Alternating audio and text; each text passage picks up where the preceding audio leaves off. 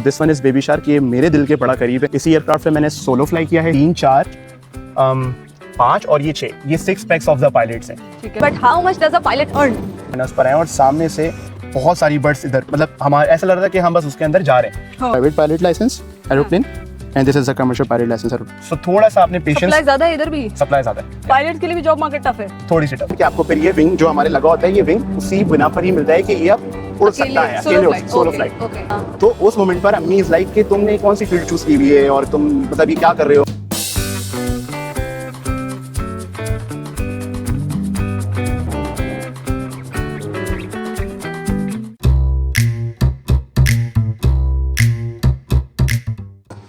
दोस्तों क्या हालचाल, this is Maham Khalid signing in. हम आए हुए हैं स्काई विंग्स मिलने पायलट ओवैस से, और वो हमें आज बताएंगे कि पायलट कैसे बनते हैं, एक पायलट बनने की जर्नी क्या होती है, और साथ साथ ये भी कि एक पायलट की लाइफ में क्या क्या चैलेंजेस होते हैं, आज हम वो भी एक्सप्लोर करेंगे। हम तो बस पैसेंजर बनकर बैठ जाते हैं जहाज में, व्हाइल देयर फ्लाइंग क्या क्या उन्हें प्रॉब्लम्स फेस करनी पड़ती हैं, क्या क्या चीजें कंट्रोल करनी पड़ती हैं, एंड बिफोर फ्लाइंग उन्हें क्या क्या तैयारियां करनी पड़ती हैं, इस बारे में भी हम बात करेंगे। तो चलिए चलते हैं पायलट ओवैस से मिलने। अस्सलाम वालेकुम, how are you? How is it going? क्या मसरूफियत थी आज? यार आज मसरूफियात ये थी कि बस मुझे कुछ डॉक्यूमेंट्स जमा करवाने थे फ्लाइट प्लान से एयरपोर्ट पे, बस वो करवाने गया हुआ था। तभी आपको टाइम देता 4:30 का। बस हाँ, आई एम हियर। एक दिन में तो हम वैसे कुछ सीख नहीं सकते, लेकिन कोशिश जरूर करेंगे। जरूर जरूर जरूर इंशाल्लाह। तो वैसे बताएं, how did your journey start? कहाँ से शुरू किया, पढ़ाई में क्या क्या किया, स्काई विंग्स कैसे पहुंचे? Okay, 2018 I just completed my intermediate. मैंने यूनिवर्सिटी स्टार्ट करी और university Pakistan air force fleet, Karachi institute of economics and technology से मैंने बीएस एविएशन मैनेजमेंट किया। तो वहाँ पे ना हमें समहाउ फ्लाइंग के बारे में, मैनेजमेंट्स के बारे में पढ़ाया जाता था। प्रोग्राम आया था वनडे पायलट का, which is started by the sky wings. So me and one of my friend came over here, हमने उनसे ब्रोशर लिया। मैं वनडे पायलट का एक प्रोग्राम था जिसमें आपको 1 आवर फ्लाइंग करवाएंगे और आपको ग्राउंड सर्टिफिकेट्स वगैरह देंगे। बहुत अच्छा प्रोग्राम था। अच्छा, मेरा हमेशा से था कि फ्लाइंग करनी है, एंड बैक इन 2016 मैं ये ट्रेनिंग सेंटर आया था। तो उसमें हुआ ये कि जब मैंने उनका परफॉर्मा देखा, जो जिस पे पेमेंट परफॉर्मा था, it's like 3 to 3.5 million. Yes, so I was like यार ये तो बड़ा ज़्यादा है, मैं कैसे करूँगा। कोर्स डिपेंड करता है कि आप कितने टाइम में खत्म करते हो। It's take up to 18 to 36 months. ठीक है, तो आप इसमें खत्म कर सकते हो। आई वाज लाइक यार मैं नहीं कर सकता, मतलब मैं बाबा को क्या बोलूँगा कि मुझे इतना महंगा कोर्स करना है फ्लाइंग का और ये सब। में लास्ट में उन्होंने प्रॉपर्ली मेंशन किया था कि जॉब गारंटी नहीं है कोई भी। सो आई वाज लाइक कि नहीं यार, I just drop that thing और मैं एविएशन मैनेजमेंट में चला गया। फिर वहाँ से जाने के बाद मैं यहाँ पर आया। उसके बाद हमारा वनडे सेशन हुआ, वनडे पायलट का, एंड आई वाज लाइक, तो उस वक्त कैप्टन काशिफ चिश्ती थे, उस वक्त उनका मतलब अभी तो उनका इंतकाल हो गया, तो अल्लाह उनको जन्नत में आला मकाम दे। सो वो हमें फ्लाइंग पर लेके गए। So when I was at the runway, तो उन्होंने पावर दी। उन्होंने कहा जब इतनी स्पीड आए तो आपने कंट्रोल कॉलम पुल करना है। आई वाज लाइक, जब जहाज लगा ने पुल किया तो मुझे बैठ के यूँ दिखने लगे। पीछे से मेरी एक दोस्त थी, वो रिकॉर्ड कर रही थी। तो जब वो पुल करने लगा तो मुझे देख के कहते हैं कि तुमने फर्स्ट टाइम किया ये? मैंने कहा जी सर। कहते हैं यार लग नहीं रहा। अच्छा, उसके बाद फिर प्रॉपर रिकॉर्डिंग होने लगी। हम लोग बैंक करके गए हमारा ट्रेनिंग एरिया, उसके बाद हम वापस आए, सो रिकॉर्ड हो गई। उसी रात को मैंने अपने बाबा को ये सारी वीडियोस दिखाई, तो उन्होंने कहा कि तुमने कैसे किया ये? मैंने कहा बाबा देखें आपके सामने, बस मुझे पायलट बनना है ऐसे करके। अच्छा, उस टाइम मुझे नहीं पता था कि यहाँ पर एक ऐसा एरिया भी है जहाँ पर ट्रेनिंग होती है। ठीक है, मैं फर्स्ट टाइम आया था वो लोकेशन लगा के। सो उसके बाद वो वहाँ से बाबा मुझे बड़े दाए के लेके गए, and he took the decision कि अगर इसको बनना है तो इसको आप एडमिशन कराओ। हम लोग कैसे पाकिस्तान सिविल एविएशन हेडक्वार्टर्स, वहाँ पर आपको एक लेटर दिया जाता है जिसमें हमारा साइकोमेट्रिक होता है पाकिस्तान एयरफोर्स बेस मसरूर से। तो 2 दिन आपको वहाँ पर जाना पड़ता है। वहाँ पर आपको प्रॉपर वो चिप्स लगा के और वो चेक करते हैं कि इसमें फिट्स तो नहीं पड़ते इसको, अच्छा, या ऐसे दिमाग की कोई इशू तो नहीं है। ठीक है, सो वो उस टाइम पर वो सारी चीज़ें करने के बाद 15 डेज में मेरा प्रॉपर मेडिकल हुआ, सारी चीज़ें हुई। दैट डे जब उसके लास्ट पेज पे लिखा है you are declared as fit. Mental stability और फिजिकल स्टेबिलिटी दोनों देखते हैं। यस यस, मेंटल स्टेबिलिटी क्योंकि आपका दिमाग का आपका जो ये साइकोमेट्रिक टेस्ट होता है। साइकोमेट्रिक टेस्ट में वो लोग ये चेक करते हैं कि इसके ब्रेन में कोई ऐसा ट्यूमर या कोई ऐसी कुछ तो नहीं है जिससे इसको कोई फेयर है या कुछ है। तो वहाँ पर ऐसे प्रॉपर एक टेस्ट होता है, इसके बाद वो करते हैं। 6 मंथ्स की हमारी ग्राउंड क्लासेस होती है, but between the ground classes हमारा एसपीएल इशू करते हैं। एसपीएल लोग अप्लाई करते हैं, स्टूडेंट पायलट लाइसेंस जो होते हैं, जिसके बाद हम कॉकपिट में बैठ के फ्लाई कर सकते हैं, ट्रेन हो सकते हैं। सो उस हमारे टाइम पर हुआ ये था कि आपको पता है पीआई क्रैश हो गया था, मॉडल टाउन के ऊपर जो गिर गया था। तो उस मोमेंट पर अम्मी इज लाइक कि तुमने कौन सी फील्ड चूज की हुई है और तुम मतलब ये क्या कर रहे हो, मतलब हमारी जान हमेशा जो है ना वो तुम जोकल में रखोगे और कुछ भी हो सकता है और इसका कोई भरोसा नहीं है। मैंने अम्मी को एक बात बताई, उसने कहा मुझे एक बात बताएं, अगर सारे पायलट ये सोच के जमीन पर आ जाए तो फिर तो कोई भी जहाज नहीं उड़ेगा। तो उसके बाद आप सोलो फ्लाइट पर जाते हो, दैट्स द अचीवमेंट कि आपको फिर ये विंग जो हमारे लगा होता है, ये विंग उसी बिना पर ही मिलता है कि ये अब उड़ सकता है अकेले, सोलो फ्लाइट। तो फिर हम क्या वो जनरल पायलट नहीं होते, लेकिन लाइक जो हमारे जहाज उड़ाते हैं, जहाँ हम बैठते हैं as a passenger, those are like different pilots? No no no, let me tell you, देखो ये फर्स्ट स्टेप है हाँ। For the commercial pilot. ठीक है। आप सीख तो पूरी दुनिया में जितने भी लोग हैं वो सीखते हैं सेसना से, डायमंड से, ये एयरक्राफ्ट होते हैं फॉर द ट्रेनिंग एयरक्राफ्ट। ये हमारा फर्स्ट स्टेप के बाद फिर हम अपने आवर्स बिल्ड करते हैं and then apply for the airline, जिसमें हम PIA में अप्लाई कर सकते हैं। Recently PIA cadet pilot program आया था जिसमें 200 आवर्स वाले पायलट्स को आप मतलब वो लोग इनिशियल आप उनकी वो होती है अपना असेसमेंट्स होती हैं, फिर आपके इंटरव्यूज होते हैं, सेशंस होते हैं एंड देन वो आपको फिर जॉब लेटर दे देते हैं। All the pilots are trained by Skywings? No. There's a lot of club all over the Pakistan. Her city के पास अपना एक क्लब होता है, जैसे हमारे पास स्काईविंग्स और क्लब है, ऐसे लाहौर में अलग क्लब्स हैं, इस्लामाबाद में अलग हैं, मुल्तान में अलग हैं। तो हर सिटी का एक अपना ट्रेनिंग क्लब होता है जहाँ पर लोग जाते हैं और पायलट जाते हैं और ट्रेन होते हैं। चलिए, वैसे एक रफ एस्टिमेट दीजिएगा अगर किसी को पायलट बनना है, कोई देख रहा है आपको, Okay, right? उसे कितना खर्चा करना पड़ेगा? Nowadays, अगर हम फ्यूल कॉस्ट को देखें हाँ। तो it's like 10 to 12 million, 1 crore से 1 करोड़ 20 लाख तक अब पायलट बनते हैं। हमारे टाइम पे जब हम ट्रेन हुए थे तो it's like the fuel cost is too low, तो हम लोग जो ट्रेन हुए वो 4 to 5 मिलियन के अंदर सही we just है। trained, ओहो, आप गलत टाइम पे पैदा हो गए। अच्छा, एक बहुत ही मासूमाना सवाल है, पता नहीं आप इसका जवाब देंगे या नहीं, but how much does a pilot earn? इस पे बड़े लोग क्यूरियस हैं, कोई रफ फिगर दे दें हमें भले। ये इट्स स्पेसिफिकली हर एयरलाइन का एक अलग पेमेंट मेथड होता है, ठीक है। मतलब वो हर एयरलाइन का एक अलग वो है। जैसे आप फर्स्ट करें यहाँ पर स्काईविंग्स और एरो क्लब है, हाँ। तो ये अपने इंस्ट्रक्टर्स को अलग पे करते हैं। ठीक है, सो ऐसी एयरलाइन का है, but it's around 7 to 8 million rupees. ठीक है। अच्छा, जनरली जब मेडिकल टेस्ट वगैरह हो रहा होता है तो उसमें आईसाइट भी बहुत मैटर करती है ना? ये सारी चीजें। हाँ, ये मेन कोर है असल में। आप तो अगर किसी के चश्मा लगा हुआ है तो वो नहीं कर सकता? and that's totally okay if you wear a glasses and your हाँ। eyes is 6x6 so you can fly। अच्छा, ठीक है, बहुत बट ठीक है। ये तो फिर कमर्शियल एविएशन के अंदर आप ग्लासेस पहन सकते हैं, but if you want to join the air force तो फिर वहाँ पर हाइट का भी इशू है और ग्लासेस का भी इशू है। आईसाइट और हाइट का एविएशन के अंदर, पाकिस्तान जनरल एविएशन के अंदर और कमर्शियल एविएशन के अंदर कोई इतनी ज़्यादा वो कह सकते हैं कि रिस्ट्रिक्शंस नहीं है एयरफोर्स ना। में? हाइट एयरफोर्स में बहुत ज़्यादा है। एयरफोर्स में you have to be 5'4" at least. Okay. अच्छा, ऑल्सो आप पढ़ाई के बारे में भी अभी अंदर कह रहे थे कि खूब सारी पढ़ाई होती है। हम सिर्फ एयरक्राफ्ट के बारे में नहीं पढ़ाया जाता, बट हमें एटमॉस्फेयर के बारे में पढ़ाया जाता है, हमें वेदर्स के बारे में पढ़ाया जाता है, हमें कम्युनिकेशन के बारे में पढ़ाया जाता है, how to communicate with the ATCO, so how to communicate the weather, the मिटार।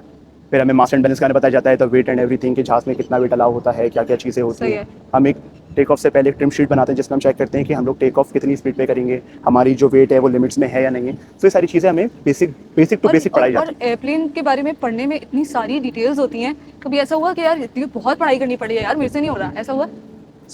मैं आपको अपने पेपर्स का किस्सा सुनाता हूँ। एक मैंने 10 पेपर्स अटैम्प्ट किए, 10 पेपर्स 5-6 महीने में मैंने अटैम्प्ट किया और मैं 7 में फेल हो गया एक साल।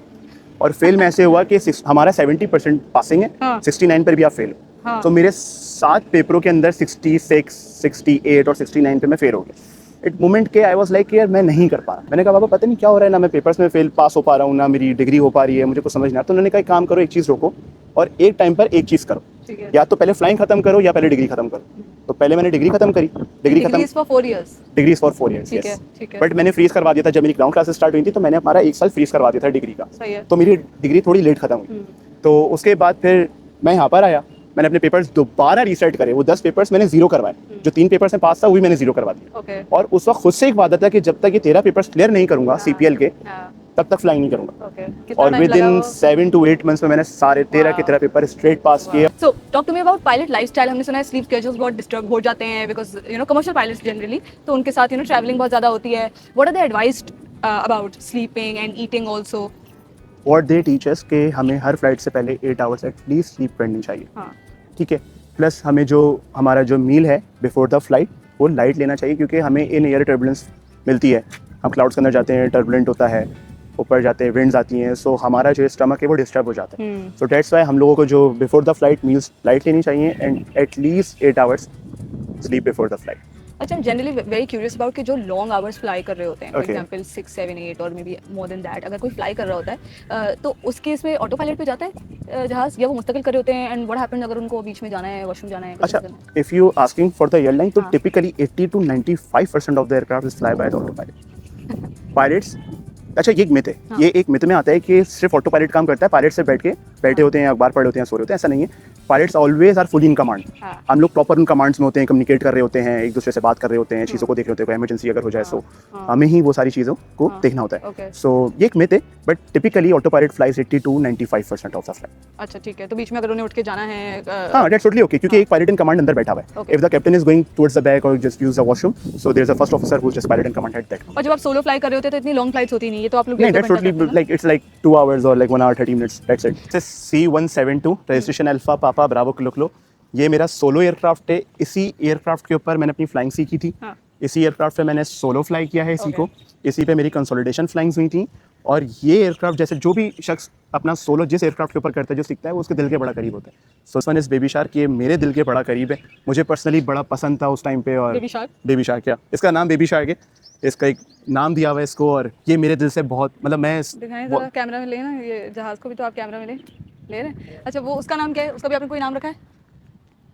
नहीं, उसका कोई नाम नहीं। हाँ? उसका कोई नाम, इसका भी नाम रखा है? अच्छा, बेसिकली एक एयरक्राफ्ट था, उसको हमारे जो ओनर्स थे उन्होंने ट्रेंड करवाया था W11, तो एक जहाज यहाँ पे W11 भी था, एक प्रॉपर W11 था, उसका एयरक्राफ्ट का नाम भी W11 था। अच्छा, या कूल यार, interesting. So if you see, this is the private pilot license aeroplane and this is the commercial pilot license aeroplane. अगर आपने एयरलाइन फ्लाई करना है, so you have to need this to fly the commercial aircraft. अच्छा, वो तो आपको पहले ही मिल गया था ना? ये दोनों साथ इश्यूज होते हैं अब, हाँ, क्राइटेरिया चेंज हो गए हैं, आप दोनों साथ इश्यूज। अच्छा, मुबारक हो आपको। Thank you so much, thank you so much. Good luck for your, मैं उड़ना चाहता हूँ, जीना चाहता हूँ। Thank you so much.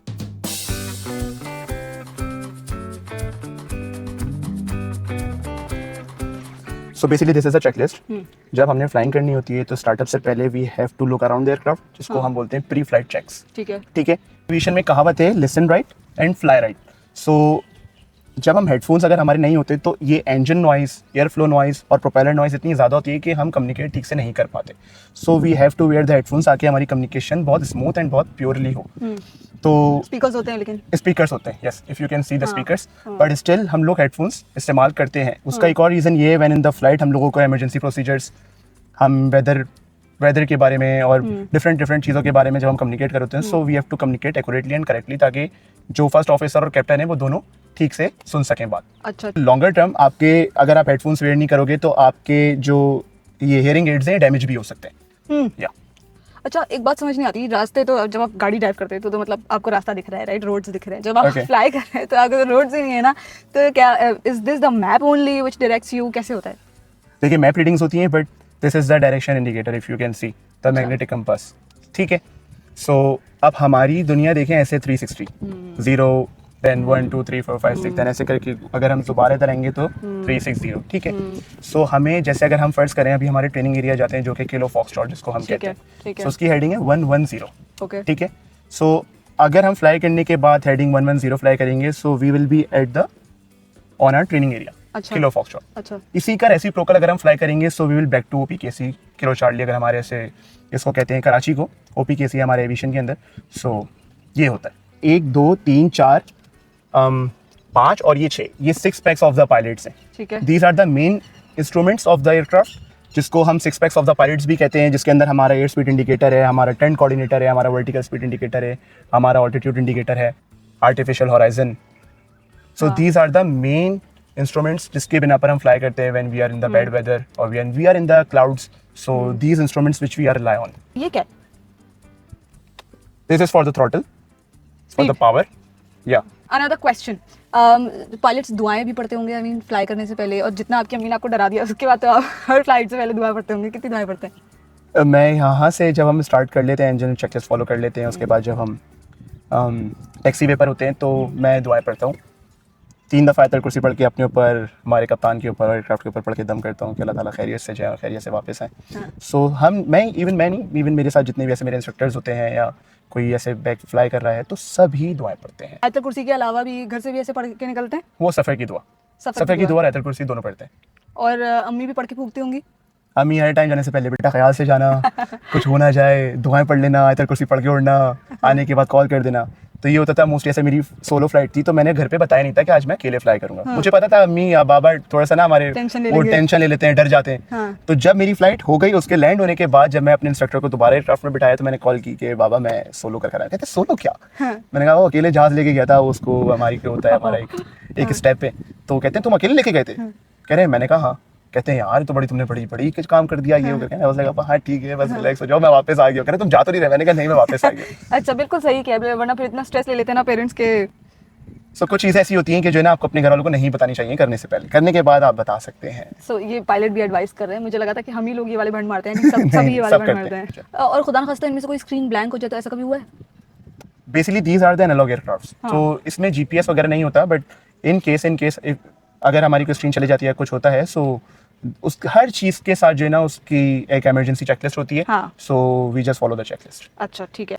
अच्छा ये भी मुझे बताएं, कभी ऐसे हुआ परिंदा टकरा गया जहाज से, ऐसा कुछ? बर्ड स्ट्राइक, क्योंकि हमारे कराची के अंदर ना surrounding the aircraft, surrounding the aerodrome, यहाँ पे बहुत सारे ना बर्ड एक्टिविटीज़ होती हैं। सो एक टाइम था हमने टेक ऑफ किया, मेरे पास मैं डायमंड DA-40 फ्लाई करा था। We just take off then turn, initiate right turn किया हम लोगों ने। राइट टर्न करने के बाद हमने जिस साइडिंग पर हमने फ्लाई करना है उस पर आए और सामने से बहुत सारी बर्ड्स इधर, मतलब हमारे ऐसा लग रहा था कि हम बस उसके अंदर जा रहे हैं। और बर्ड्स भी एकदम से डर रही। सो लाइक हमने जहाज को हल्का सा जो है ना नीचे उस पर डाइव किया, उसके बाद राइट किया, I was like heart beat, Allah खैर करे। जब मैं रनवे पर था and the instructor push the power, और जब वो एयरक्राफ्ट भागना शुरू हुआ रनवे पर और जब हमने टेक ऑफ किया था, मोमेंट पर आई वाज लाइक कि मैं शायद बना ही इसी चीज़ के लिए हूँ। मतलब मैं बहुत टाइम से इन चीज़ों से दूर था, तो क्यों था, और मुझे अब यही करना है। मैं उड़ना चाहता हूँ, जीना चाहता हूँ टाइप। हाँ अगर अम्मी कभी इंट्रोड्यूस कर रही होगी तो क्या मेरे बेटे को उड़ने का बहुत शौक है। अम्मी अभी भी ये कहती है वैसे। हाँ? अच्छा। तुम थोड़ा सा जमीन पर आ जाओ, बहुत उड़ रहे हो। What's the hardest part of like being a pilot? The hardest part are the papers. And the hardest part is like when you got the CPL after the life of CPL, commercial pilot license. मिल गया आपको? जी। मिल गया? हाँ मिल गया। उसके बाद जो है ना आपकी एक्चुअल जर्नी स्टार्ट होती है when you are just hunting the job. अच्छा इसमें आपको एयरलाइन में आप हर किसी की ख्वाहिश होती है कि मैं यहाँ से 200 घंटा फ्लाई करूँ, इवन मेरी भी। हाँ। और मैं एयरलाइन में चला जाऊँ। सो क्या 200 घंटे का टारगेट होता है? हमारा टारगेट होता है, हमने we have to fly 200 hours to obtain an CPL। सो सबकी यही ख्वाहिश होती है कि वो 200 आवर्स यहाँ से कंप्लीट करें, लाइसेंस लें और एयरलाइन में चले जाएं। जॉब मिलना इतना मुश्किल तो नहीं होगा क्योंकि इतना कंपटीशन ही नहीं है? ये तो बाकी लोगों को लगता है ना, बट कंपटीशन है मार्केट में। कितने पायलट निकल के आ रहे होते हैं हर साल? देखिए अगर हम देखा जाए तो अभी काफ़ी सारे जो है ना ऑल ओवर द पाकिस्तान इस पर रुझान आया है कि a lot of people wants to be a pilot, और काफ़ी सारे लोग बनते भी हैं। बट उसके बाद आपकी जो कह सकते हैं ना कि जॉब मार्केट जो है वो थोड़ी सी कम है, और अभी इस वक्त डिमांड जो है वो कहते हैं ना सप्लाई ज़्यादा है, डिमांड कम है। सो थोड़ा सा आपने पेशेंस। सप्लाई ज़्यादा है इधर भी? सप्लाई ज़्यादा है। पायलट के लिए भी जॉब मार्केट टफ है? थोड़ी सी टफ है, थोड़ी ज़्यादा टफ है। ओके। अच्छा फिर पहला टारगेट होता है कि हम ज़रा लोकल फ्लाइट्स में मतलब PIA, एयर ब्लू ऐसे इधर ट्राई कर, फिर इंटरनेशनली अप्लाई करते हैं, तो ऐसे पाकिस्तानी पायलट को मिल जाता है इंटरनेशनली भी? होता ये है कि लाजमी नहीं कि आपको इंटरनेशनल बहुत टाइम बाद मिले। जैसे हमारे एक इंस्ट्रक्टर को पहली फ्लाइट इस्लामाबाद की मिली, दूसरी फ्लाइट दुबई की मिल गई। अच्छा ओके। आपको वाइल फ्लाइंग वोमिट हुआ? कभी भी नहीं। तो because they are scared right? या नॉट बिकॉज़ के, हाँ ऑल्सो बिकॉज़ के अगर आप बहुत ठूस के चले जाएं तो वो तो पायलट वैसे नहीं जाते। एग्जैक्टली हम लोग बहुत लाइट मील जो है ना फ्लाइट से पहले। और होता है कि हम भाई जहाज में मुफ्त खाना मिल रहा है तो ठूसते रहे उसके बाद आपको उल्टी हो जाती है, वो आपके ऊपर है राइट? ऐसे ही। Okay. So tell me, why are these all airplanes white? इसका क्या कॉन्सेप्ट है? The main reason is white color basically जो सनलाइट और इंफ्रारेड हीट को रिफ्लेक्ट करता है, जिससे आपका एयर कंडीशन सिस्टम और आपके जो अंदर का जो कैबिन है वो कूल रहता है। अच्छा। सेकंड मेन थिंग कि अगर कोई भी कोरिजन डेंट या आपका ऑयल लीक होता है तो व्हाइट कलर के ऊपर विजिबली क्लियरली दिख जाता है, आप बहुत विजिबल हो जाता है कि यहाँ पर ये डेंट है, ये कोरिजन है, यहाँ से ऑयल लीक हो रहा है। थर्ड रीजन इज के वेट, वाइट कलर जो है कम वेट लेता है बानिस्बत दूसरों के, तो 100 ऑफ द केजीज जो है ना इसकी वजह से बच जाता है। अच्छा। Which city has been like the मजेदार तरीन? The city of lights. आपको ऊपर से जो व्यू दिखता है ना रात के अंदर, जो आपका सिटी ऑफ लाइट्स जो खुल के ऊपर आ रही होती है और दूर से दिखती है the Bairia town and all over the city. Shedding के बाद भी नहीं ऊपर। अच्छा वो एक तरफ अगर बिजली जाती है तो दूसरी तरफ आ भी रही होती है। दूसरी तरफ आ भी रही होती है या। अच्छा ओके। स्कर्दू में अपने नहीं स्कर्दू नहीं, हमारे ऐसे एयरक्राफ्ट स्कर्दू फ्लाई नहीं कर सकते। अच्छा हाँ ये भी तो है, क्योंकि हर एयरक्राफ्ट की सर्विस सेलिंग होती है। This one is 25,000 feet, Cessna अगर हम 172 की बात करते हैं तो 14,000 फीट। सो हम लोग इतनी हाइट पर नहीं जा सकते जिसका हम स्कर्दू जा सके। Thank you so much pilot Owais for being with us today. It was wonderful having you. मुझे तो बहुत मजा आया, मैंने काफी कुछ सीखा है, बहुत बचकाने सवाल किए इसके लिए बैठ के रिकॉर्ड किया है हमने, फ्लाई करके रिकॉर्ड नहीं किया। लोग सोचेंगे कि यार कि इन्होंने उड़ाया क्यों नहीं जहाज, अभी 50,000 रुपए 1 घंटे का लगता है, खर्चा करना था क्या? थोड़ा ज्यादा फ्यूल रेट थोड़े से ज्यादा बैठ के दे देते, जहाज नहीं उड़ा रहे हम।